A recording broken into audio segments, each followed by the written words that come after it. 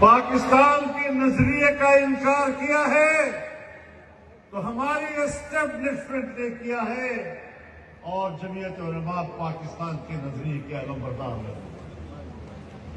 اگر اس ملک کے نظریے کا انکار کیا ہے تو ان حکمرانوں نے کیا ہے، ہم نے اس نظریے کا علم بلند رکھا ہوا ہے۔ اگر لا الہ الا اللہ کا نعرہ لگا تھا، آج بھی اس نعرے کی آواز ہم لوگ ہیں۔ تم نے تو اس نعرے کو خاموش کر دیا، اس نعرے کے ساتھ دھوکہ کیا۔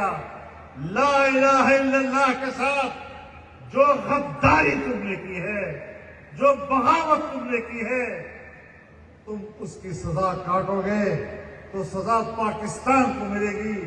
تم نے تو پاکستان کی تباہی کا راستہ لیا ہوا ہے، تم نے تو پاکستان کو ختم کرنے کا راستہ لیا ہوا ہے۔ اور میں اپنا ایک جملہ آج ایک بار پھر دہرانا چاہتا ہوں کہ پاکستان کے قیام میں بھی تمہارا کوئی کردار نہیں، پاکستان کی بقا میں بھی تمہارا کوئی کردار نہیں۔ ملک ٹوٹا ہے تو تمہاری وجہ سے ٹوٹا ہے۔